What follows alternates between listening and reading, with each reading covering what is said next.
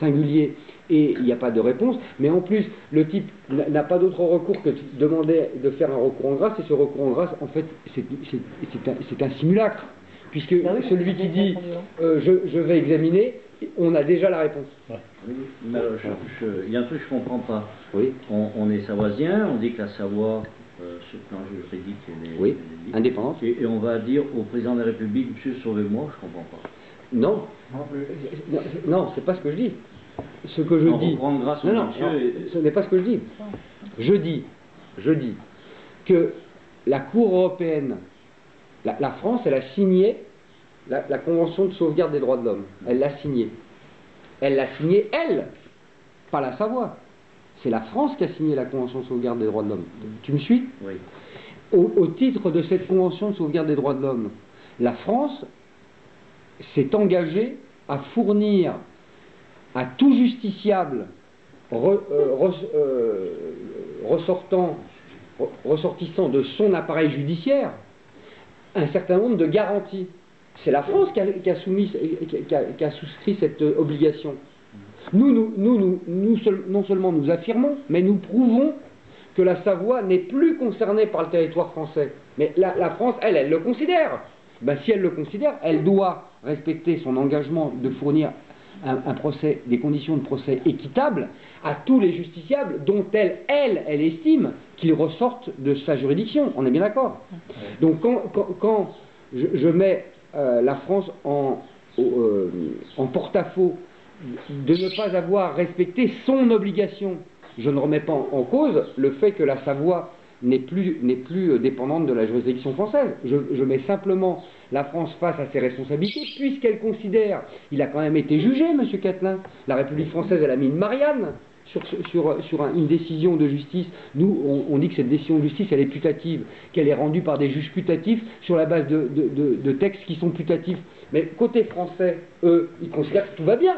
Et bien si tout va bien, tout va mal. Parce que si tout va bien, il fallait que le mec il ait un avocat, il fallait qu'on réponde aux conclusions, et il fallait pas que quand le mec il faisait une demande en grâce, en réalité on ait la preuve que tout ça c'est de la poudre aux yeux. Que le mec quand il demande... deux façons de réfléchir, bah oui, en fonction de leurs intérêts. Quoi. Voilà. Donc cet écueil-là, bien sûr qu'il y a un paradoxe. Il y a un paradoxe. Mais ce paradoxe, c'est eux qui doivent l'assumer, c'est pas nous. Monsieur Catelin, il a écrit « Monsieur, vous êtes putatif, vos règles ne valent rien ». On ne lui répond pas. Ah bon, vous répondez pas? Mais alors, je comprends pas. Vous, la France, vous n'avez pas souscrit un engagement international comme quoi vous deviez filer un avocat, répondre à toutes les conclusions, fournir les conditions d'un procès équitable, etc.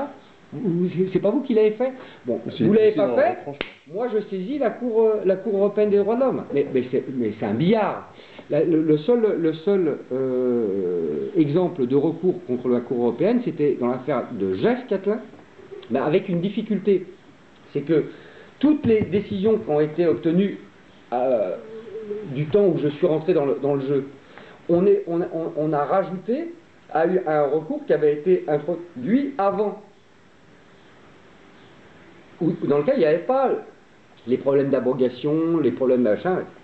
On a envoyé le truc, et puis après, il y a un article de la Convention qui dit que s'il se passe quelque chose dans une affaire en cours, il faut informer la Cour.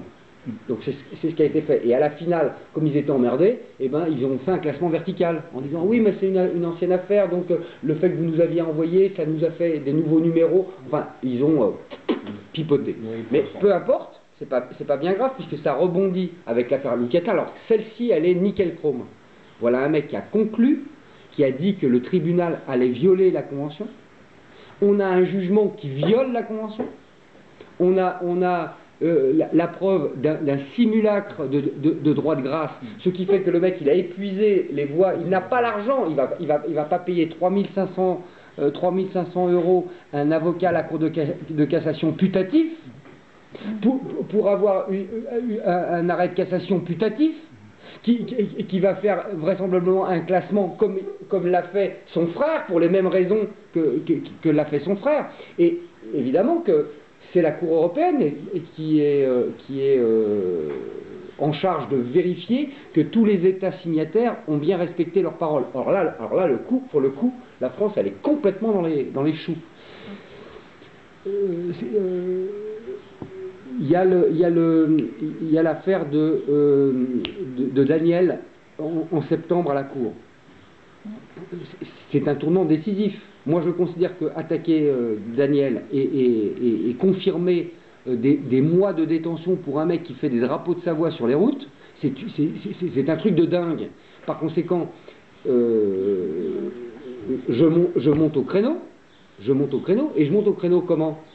De deux manières. Premièrement, en ayant saisi la Cour européenne sur la base d'une requête qui récapitule vraiment bien les trucs, ce qui nous permet de rebondir sur la diplomatie et sur la presse. Parce que là, c'est un truc concret. C'est un mec a saisi la Cour européenne. Ce document est fondamental.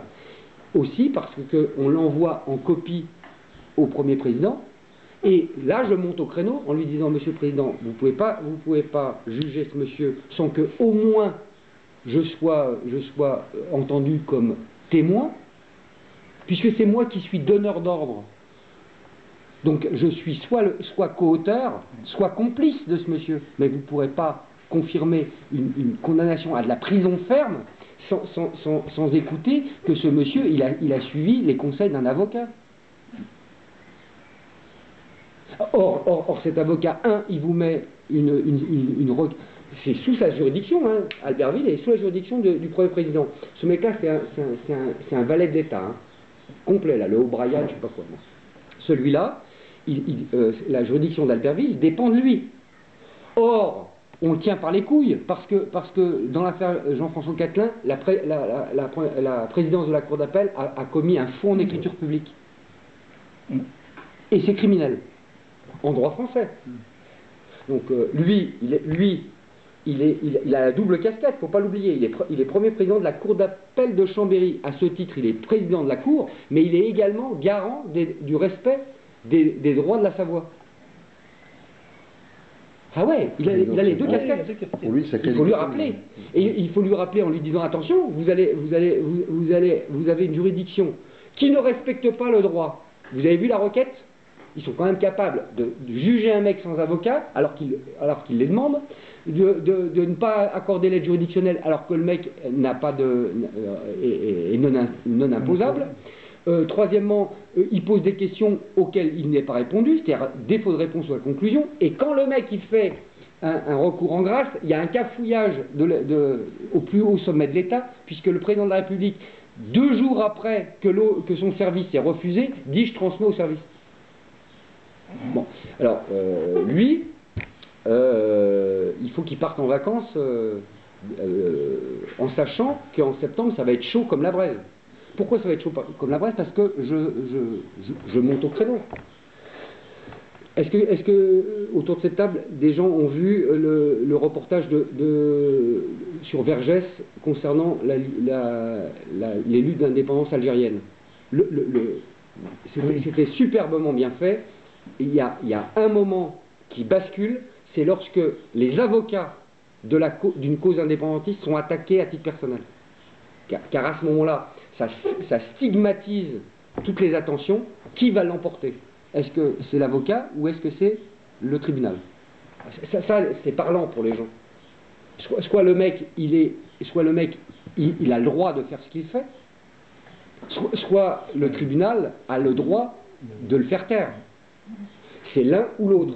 Alors là, avec une affaire comme Louis Catelin, avec une saisine de la Cour européenne, mais elle est carrée, hein, c'est clair. Un mec qui dit « Vous n'avez pas le droit de me juger, répondez à des questions, je veux un avocat, je n'ai pas d'argent pour le payer, vous avez souscrit l'obligation de me fournir un avocat et de me fournir les trucs », et le mec, comme si de rien n'était,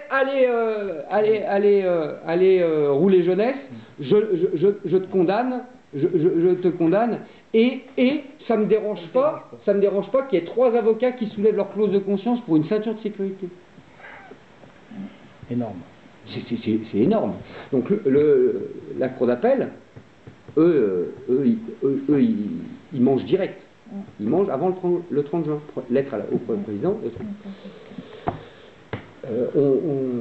on n'a pas beaucoup de moyens, mais on a des munitions. Il faut simplement les tirer au bon moment.